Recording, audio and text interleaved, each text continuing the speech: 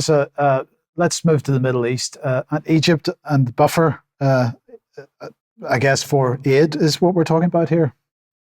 No, not exactly. Okay, so apologies. No worries. It'd be interesting to hear if any of these climate conferences ever bring up the subject of the military-industrial complex effect on our environment, and I would almost guarantee that they don't. We can perhaps discuss that in extra. But anyway, back to Egypt. So I'm going to start with the very important visits that have taken place over the last week. First of all, CIA Director William J. Burns and Israeli intelligence chief David Barnes met Tuesday in Egypt to continue, that was the 13th of February, to continue negotiations for possible hostage release deal. Burns also met with Egyptian President Abdel Fattah el-Sisi, with whom he discussed a possible ceasefire.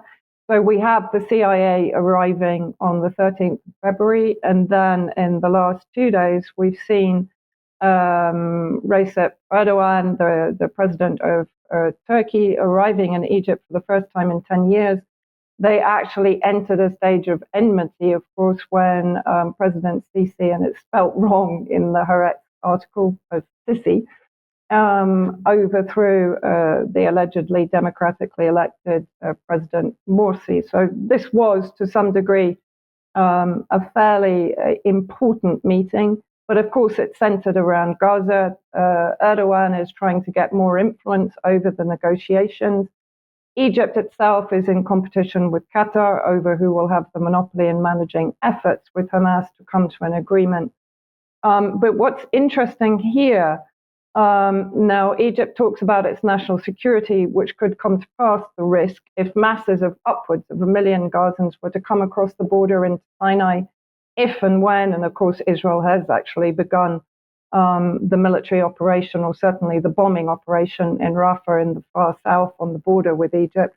Now, that would impinge upon what is known as the Philadelphia Accord. The Philadelphia Accord was signed in September 2005, effectively gives Israel control of the territory in Rafah, in Egyptian Rafah on the border with Palestinian Rafah in Gaza, and is seen by Israel as an extension of the Camp David Accord signed in 1979 under the President of Sadat government, and was perceived as a betrayal of Palestinian national interests.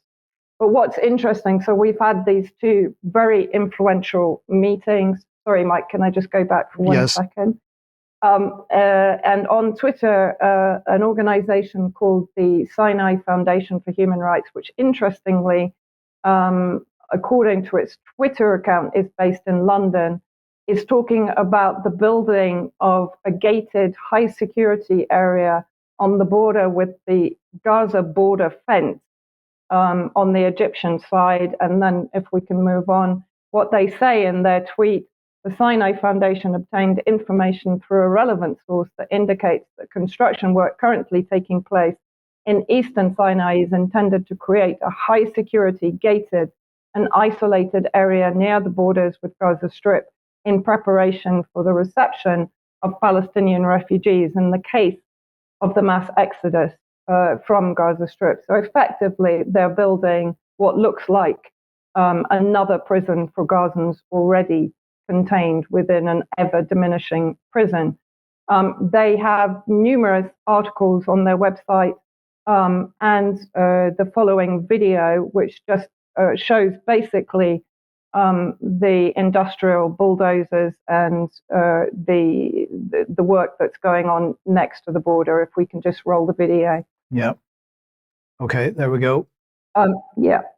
So, I mean, basically, I can't verify this video, but it has been picked up now by numerous mainstream media outlets, and it does appear to, I do recognize the area. What it's showing, that areas that were already razed by Egypt to basically displace the Bedouin tribes that were living in Egyptian Rafah, that area is now being paved and leveled in preparation for what does appear to be, as shown on the next map, this kind of compound area, as you can see, right on the border, which is the red line with Gaza, and next to the Israeli-controlled Kerem Shalom crossing.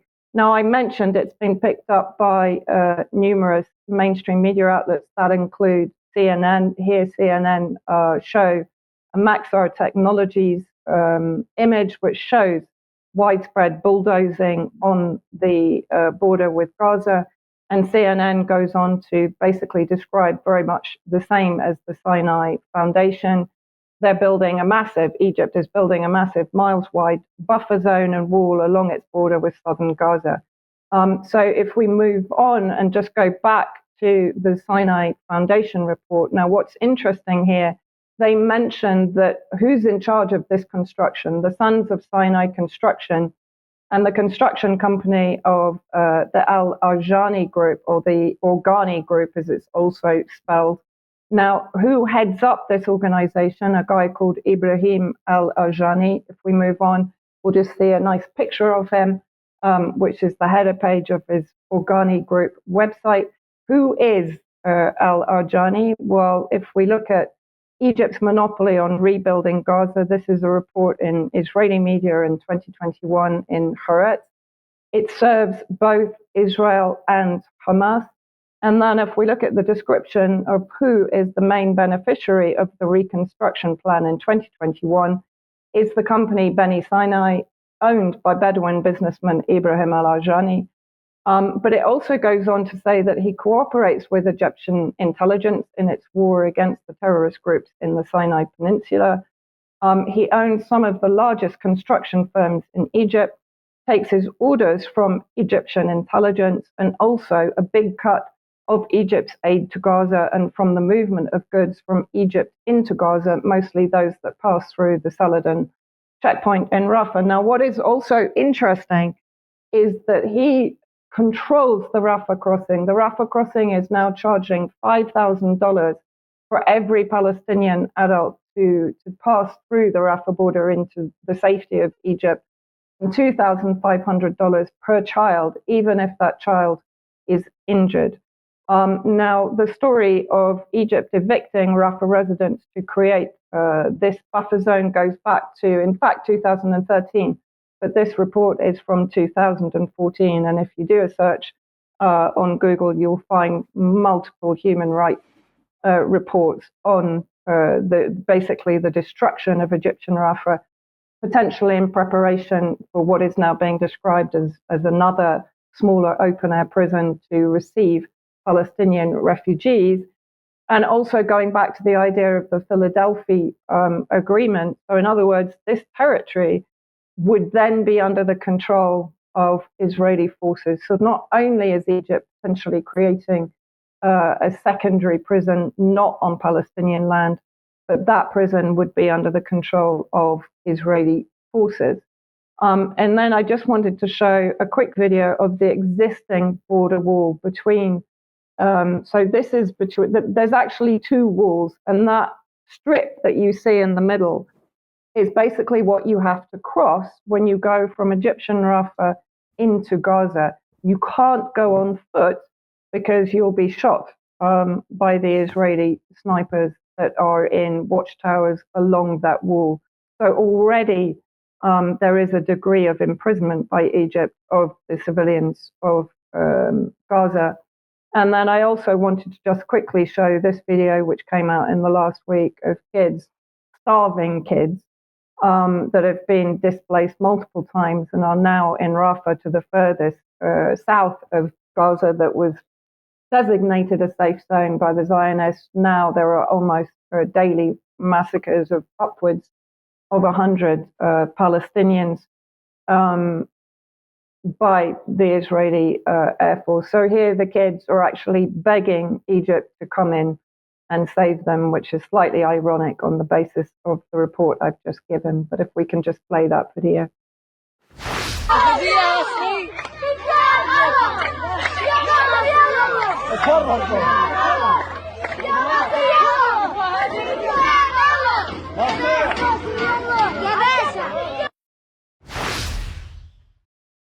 So basically, it does appear as if Egypt is not only profiting from the imprisonment of Palestinians inside Gaza, but it is now enabling the Israelis to ethnically cleanse Gaza into another prison not on Palestinian territory.